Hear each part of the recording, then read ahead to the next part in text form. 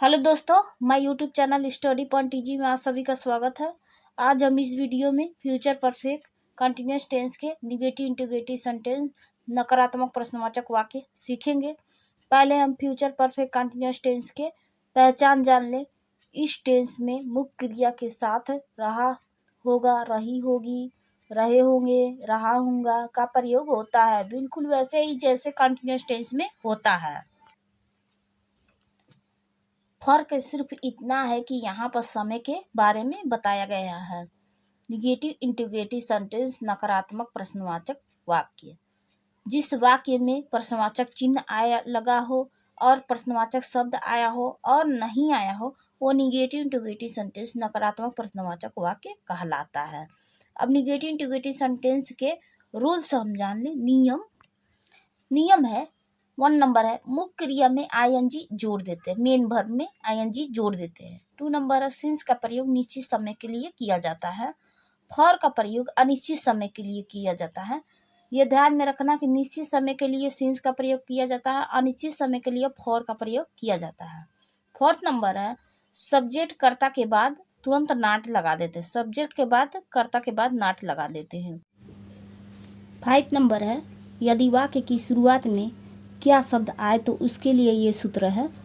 पहले सहायक क्रिया विल शैल प्लस कर्ता subject plus not plus have been plus main verb मुख्य क्रिया प्लस आईएनजी प्लस ऑब्जेक्ट कर्म प्लस सिंस निश्चित समय के लिए लगाया जाता है, फॉर अनिश्चित समय के लिए लगाया जाता है, प्लस टाइम प्रश्नवाचक चिन्ह।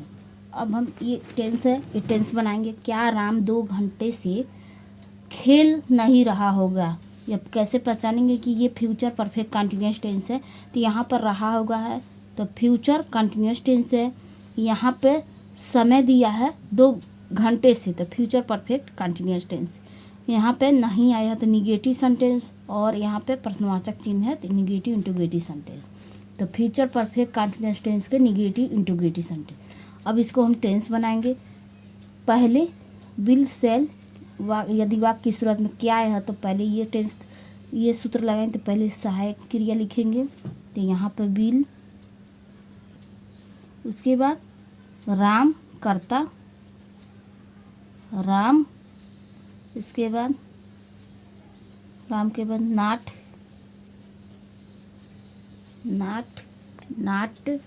नॉट के प्लस हैव बीन, तो यहाँ पे have been plus main verb, तो मेन वर्ब में यहाँ पे खेलना है तो खेलना है तो यहाँ पर प्लेइंग, इसमें आईएनजी जोड़ देंगे, main verb plus ING plus object खेलना। उसके बाद ऑब्जेक्ट इसमें नहीं तो 2 घंटे से, तो यहाँ पर सिंस लगाएंगे कि फॉर लगाएंगे, तो ये अनिश्चित समय है तो यहाँ पर फॉर का प्रयोग लगाएंगे, फॉर समय 2 आवर्स प्रश्नवाचक चिन्ह। क्या राम 2 घंटे से खेल नहीं रहा होगा? Will Ram not have been playing for 2 hours. इसी तरह हम ये देखेंगे। यदि 6 नंबर, यदि वाक्य के बीच में प्रश्नवाचक शब्द आए तो इसके लिए ये सूत्र लगाते हैं। या वाक्य की शुरुआत में क्या आए तो इसके लिए हम ये सूत्र लगाते हैं, और बीच में आए प्रश्नवाचक शब्द इसके लिए हम ये सूत्र लगाएंगे। पहले प्रश्नवाचक शब्द WH फैमिली, जैसे क्या, क्यों, कैसे, कहाँ, प्लस सहायक क्रिया विल शैल प्लस कर्ता सब्जेक्ट प्लस नॉट नहीं प्लस हैव बीन प्लस मुख्य क्रिया मेन वर्ब फर्स्ट फॉर्म लगाते हैं, प्लस आईएनजी मेन वर्ब में मुख्य क्रिया में आईएनजी जोड़ देते हैं, प्लस कर्म ऑब्जेक्ट प्लस सिंस निश्चित समय के लिए, फॉर अनिश्चित समय के लिए, प्लस टाइम समय जो भी समय दिया होगा, प्लस प्रश्नवाचक चिन्ह। वह 2 दिन से दिल्ली क्यों नहीं जा रहा हो? तो यहाँ पर रहा होगा, कंटिन्यूअस टेंस है।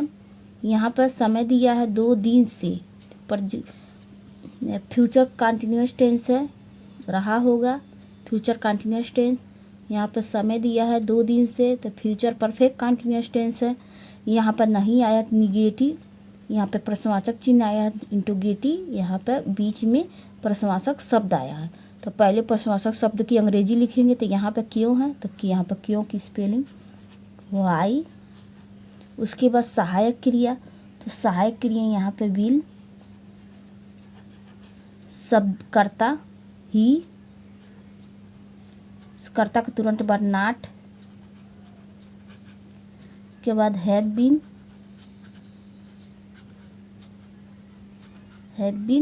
इसके बाद जाना है मुख्य क्रिया तो गो, इसमें आईएनजी जोड़ देंगे गोइंग टू, ऑब्जेक्ट देलही है, देलही।